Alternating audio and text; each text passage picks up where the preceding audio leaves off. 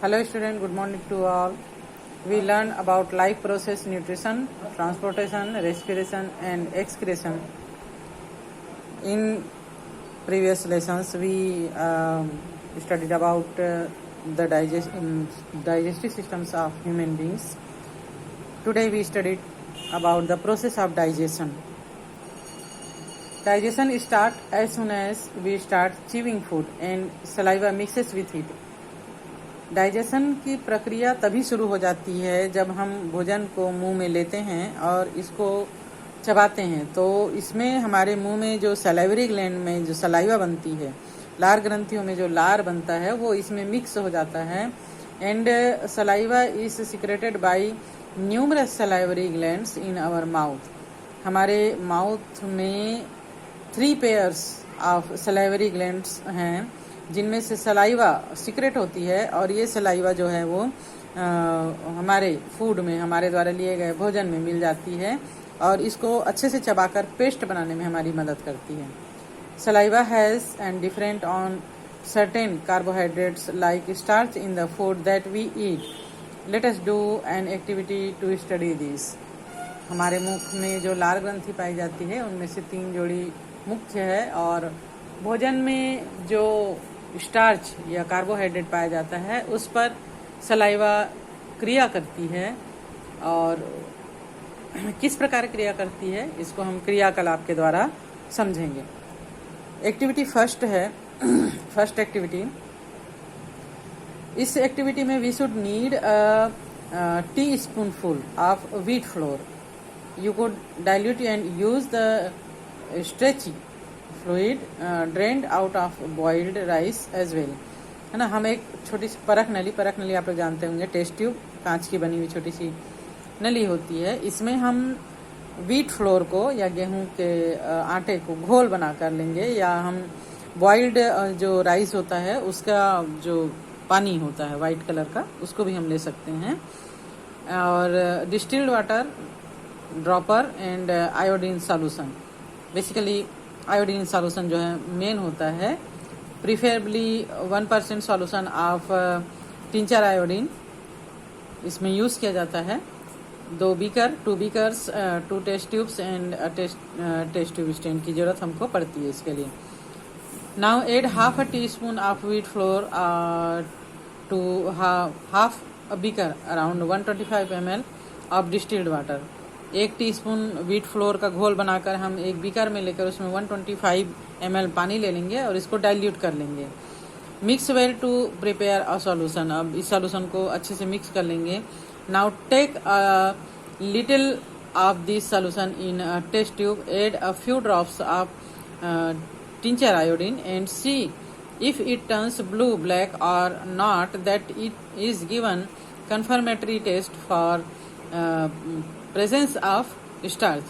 अब इसको हम टेस्ट ट्यूब में इसका कुछ ड्रॉप लेंगे, थोड़ा सा मात्रा इसमें ले लेंगे और इसमें कुछ ड्रॉप टिंचर आयोडीन का हम लेंगे जो हमने पहले से 1% लिया था डाइल्यूट करके, और देखेंगे कि इसमें कुछ चेंजेस आ रहा है कि नहीं, ये ब्लैक या ब्लू में टर्न हो जा रहा है या नहीं हुआ है. तो इससे हम रिजल्ट निकालेंगे, कंफर्म करेंगे कि इसमें स्टार्च है या नहीं.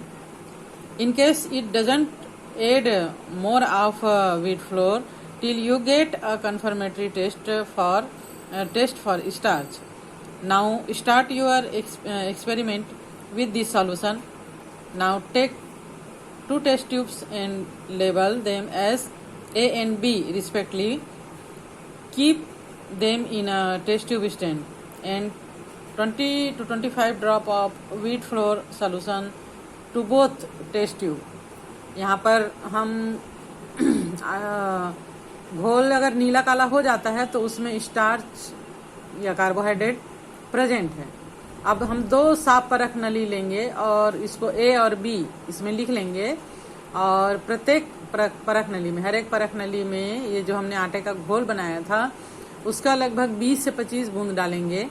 अब जो ए परख नली वाला भाग है उसको मुंह के पास ले जाकर उसमें जितना हमने घोल लिया है उतनी ही मात्रा लार की डाल देंगे, अपने मुख का लार उसमें डाल देंगे और इसको अच्छी तरीके से हिलाकर परख नली स्टैंड में रख लेंगे। और जो हमने बी परख नली लिया है इसमें हमको लार नहीं डालना है। अब दोनों परख नली को हम साइड में रख देंगे और लगभग 1 to 2 आवर इसको रेस्ट करने देंगे।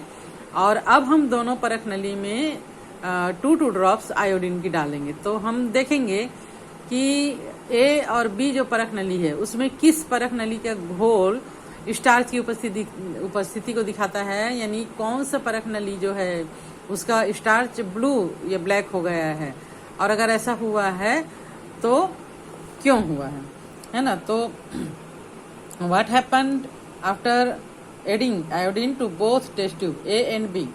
Why do you think this may have happened? What do you think is the effect of saliva or wheat flour solution?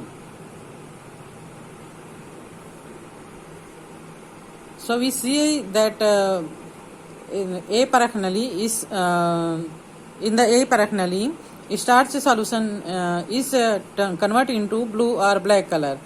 Sorry, not converted, but the in the B paraknali it's convert into blue or black color.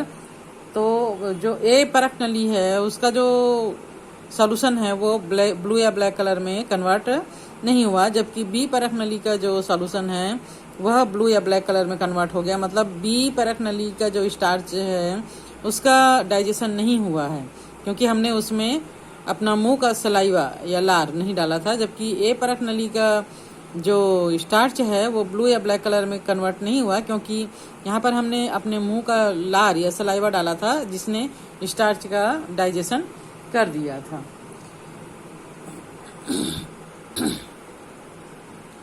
Second activity में हम देखेंगे as in activity first use wheat flour solution और starch solution from drain from boiled rice for experiment.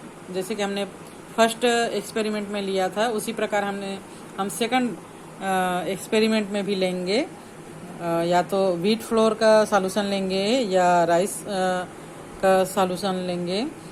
Now take 3 test tubes and label them as A, B and C respectively. 3 परख नली लेंगे जिसमें हम A, B और C label लगा देंगे। Then add 8 to 10 drops of lemon juice in test tube A test tube में हम 8 to 10 ड्रॉप लेमन जूस डाल देंगे। Add around some number of drops of washing soda solution prepared by adding a pinch of soda to a test tube full of distilled water. अब एक distilled water में हम caustic soda या कोई भी धोने का, कपड़ा धोने का या नहाने का साबुन, कपड़ा धोने का साबुन या कास्टिक सोडा लेंगे और उसको डिस्टिल्ड वाटर में घोल बनाकर अब इसको हम टेस्ट ट्यूब बी में डाल देंगे थोड़ा सा।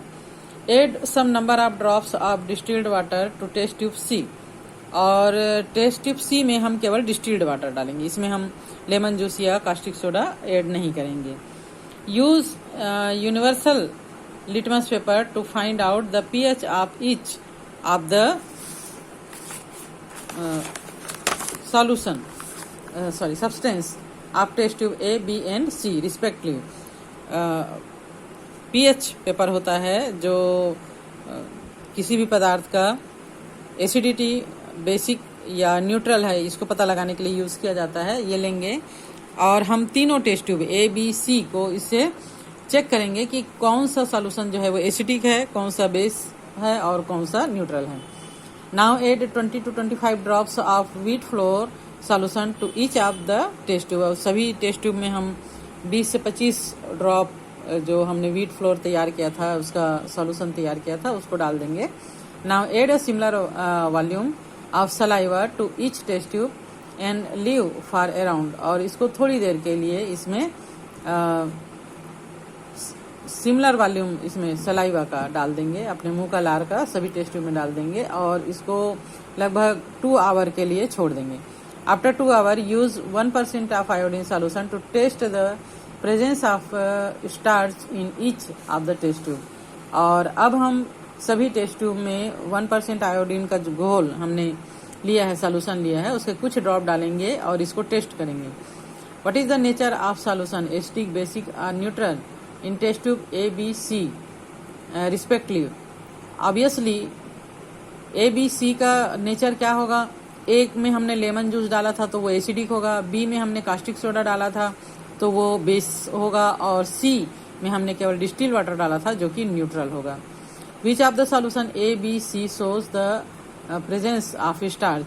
इनमें जब हम आयोडीन डालेंगे तो किसमें स्टार्च शो होगा, ऑब्वियसली डिस्टिल वाटर में ये शो होगा। Why do you think that even though we started with the same amount of solution of wheat flour and saliva, our experiment does not show presence of starch in all the test tube। सभी test tube में starch का quantity जो है वो same show नहीं होगा। In this activity we observed that in test tube B and C there in an effect of saliva on starch, while in A we do not see any effect indicated by presence of starch till the end। यहाँ पर हम परखनली जो B और C है ना, जिसमें A और B में इसमें पाए जाने वाले जो विशिष्ट एंजाइम होता है, इस पर लार का प्रभाव हुआ, जिससे कि हम कह सकते हैं कि इस एंजाइम की क्रियाशीलता जो होती है वह एक निश्चित माध्यम में सर्वाधिक होती है। इस प्रकार यदि मुंह में गेहूं के दाने चबाएं तो इस एंजाइम के प्रभाव से जटिल पदार्थ स्टार्च अन्य सरल पदार्थ में बदल जाता है। इन एक्सपेरिमेंट एक्टिविटी के थ्रू हम ये समझाना चाहते हैं कि हमारे जो मुंह है उसमें जो सलाइवा होती है वह स्टार्च, उसमें जो एंजाइम होता है सलाइवा में स्थित जो एंजाइम है वो स्टार्च का डाइजेशन कर देती है। और स्टार्च का डाइजेशन किस पीएच रेंज पर होगा, ये जो है वो एक निश्चित पीएच मान पर ही काम करता है।